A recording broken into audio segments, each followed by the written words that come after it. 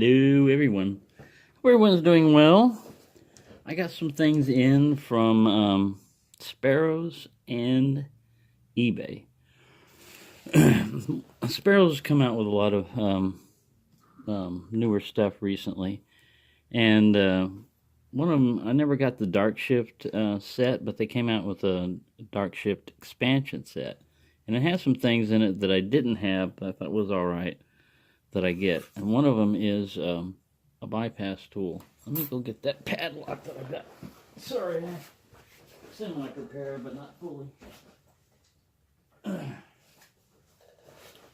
I've had a knife tool for a while, but it's always been a homemade one, and this came with the kit, so I thought it'd be all right. And these are the Chinese padlocks that they had.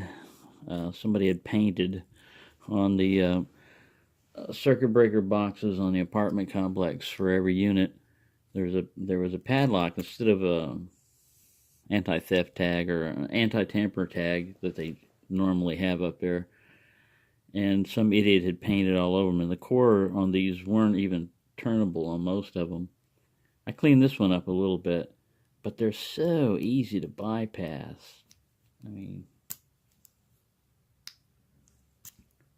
it's a nice big padlock, made in China and everything, but they're just so easy to bypass. So this thing works. The other thing you get is this little push-pull door type of bypass type of thing. Latch. I haven't used this that much. This is for warded locks. Wafer locks. You get in there and jiggle them around and try the different combinations. They're double-ended. You try one side and then the other. I usually single pin pick those, but it'd be good to have that. And then this thing, when I went online on Sparrows, I tried to get the quick strike thing, because I was watching them use that, where they just zip them through, and I thought it'd be a pretty good idea, because this tip up here on a normal Bogota, the tip is down, and you're getting the oscillations up here. But sometimes if you want to do kind of like a zip, this could also be useful like a pick also, I think. So this might be good, but it didn't work well on the padlock that's easily raked. I'm about to go to a party, so I usually carry a padlock with me and stuff. It's a birthday party and it's in the hood, so padlocking can be pretty good for multiple uses. But anyways, this one's pretty easy to rake open, worm open, or whatever. You can single pin pick them, but this padlock, I'll never give this padlock up, because I love it for that reason alone. But it's just so easy to. It's a Brinks, but let me get it where I'm trying to do this on camera. There we go.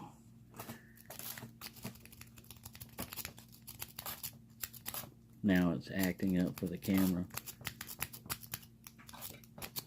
All right, be that way. Anyway, we don't want to. Oh, I had it upside down. No wonder I had the worm upside down. There. It opens up a lot faster than that. It's just showing off. We're trying to. Oh, but anyways, so that's the basic stuff on that. Now, when I tried to rake it, I even tried zipping it with this a little bit. I just need to practice with it a little bit more, I think, because I just got this. And the other thing that I got is an offset hybrid in 15 thousandths. I've got one in 20 thousandths, but I thought 15 thousandths would be pretty good for a lot of those Euro cylinders that I've got now. And then here's the interesting stuff that comes up. This first one is a Corbin. It's got an octagonal kind of like shackle on it, and it's a pretty good lock, because they just decided to unbolt it from the probably wooden place or whatever it was stuck to, and couldn't even get into it. Another interesting thing is all these scratches down here. I don't know if you can see that. They're shiny and they're kind of new. Some of them are going circular along with the keyway, which doesn't make sense because, you know, you've got a key right here. It's not a tubular lock. Anyways, that's kind of interesting. And of course it says, you know, manufactured by Corbin and all that. So that's kind of cool. And this other thing, dun, dun, dun, dun, dun, dun, dun, what is that? It's a Cleveland 4-way. And that looks like kind of like a cross lock. I haven't messed around with this one too much. There's a bunch of different pins in here. All I saw on YouTube was someone who had taken one apart, and they're kind of like hinged. To me, it reminds me of a wafer lock, the way this mechanism works. But I'm going to try to pick that, tension it somehow, and try to pick that, and get it open one day. But it's heavy. It's heavy. It's cool. This right here, my finger is still, I think I broke the tip of my finger, but I made some popsicle sticks to splint it while it worked, because every once in a while when I touch it, I get an electric jolt, you know, like, besides the intense pain that I normally get. Anyways, it'll heal eventually. So there you go. That's what I got today, and I just wanted to share it with you before I go off to this party in the hood. And yeah, the bypass tool works real well, and I'm going to try out these Sparrows later on. And these guys, I will be trying to get into them. This one's going to be very interesting because I haven't seen too many people pick them before. And it's not exactly like a cross lock like pins. It's kind of like levered. Anyways, we'll see. We'll see. The shackle goes up and down quite a bit. I can't pull too much with this finger messed up. I look like I almost had it. You see how much that? There we go. It was like a 2-stage, you know, like it pulls up and it's on the second stage. And somebody broke off the chain on the end there, but anyway, there you go. It's a Friday, and it's the weekend, so happy picking, everyone.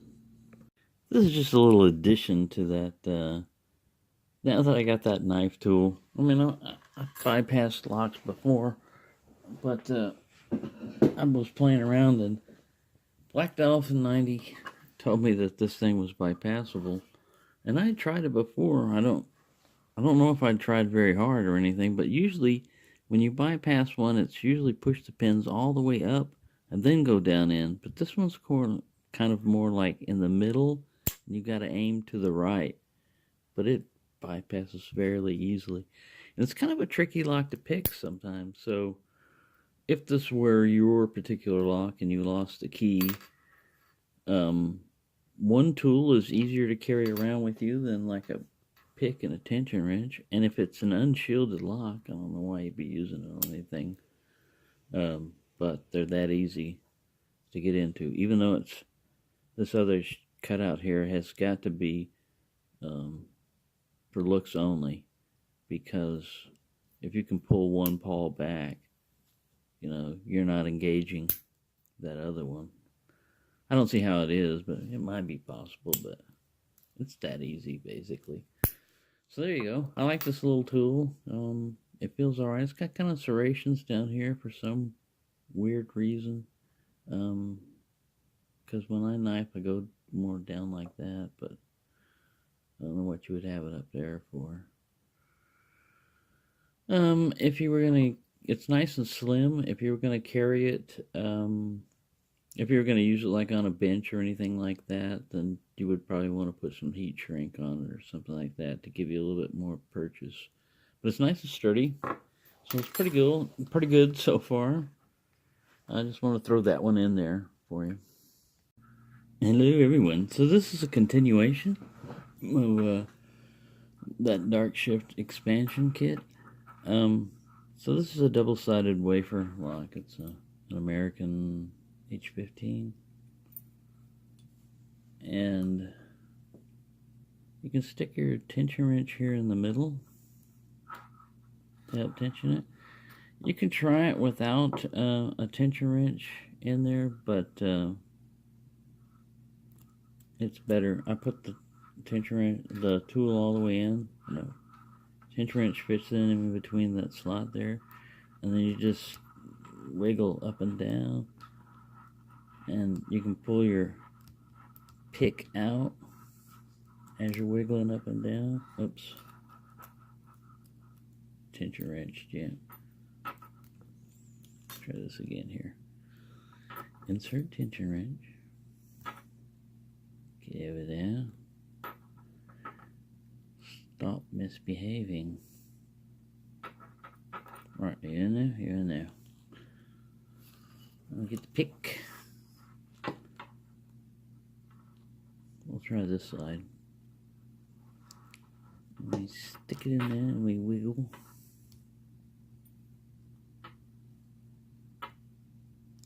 I've tried it without the tension wrench, and this, I don't know, it feels like it might do it, but a tension wrench is better, I think. And before I turned this video on, the thing popped open in like 3 seconds. And I did it 2 times in a row just to make sure that it was gonna work. And of course, then came the light of the camera. Whoops. Get it over here. Get back in there. Wiggle. Get those keys off there. There we go. This particular profile and this angle was the first one I tried on this. I don't know if it was this one or this angle, but that's the first one I tried on it. So I'd say they're a success. You got other ones that have less attack on each side, but you can see how they're like a wafer lock, because when this peak is high, this other one is low. When this one is high, this one is low. High, low. And that's because they act on each other. Just like that. So let's try this high-low kind of guy here. Oh, first I gotta lock him back up. I don't want to get this too extended, but that's how double-sided. I'd never got the. Usually these are on individual, pick handles or whatever, and group them. But this one, it's compact. It saves space, and like I said, all you probably need is a tension wrench, to help you out, so you don't put as much pressure on the tool itself. It's sturdy. I don't think it's going to necessarily bend, but it's easier with the tension wrench. That's what all I'm trying to say. So there you go. There's another evaluation of these little tools. Pretty cool. Kind of nice to have. Thumbs up, I guess, on that.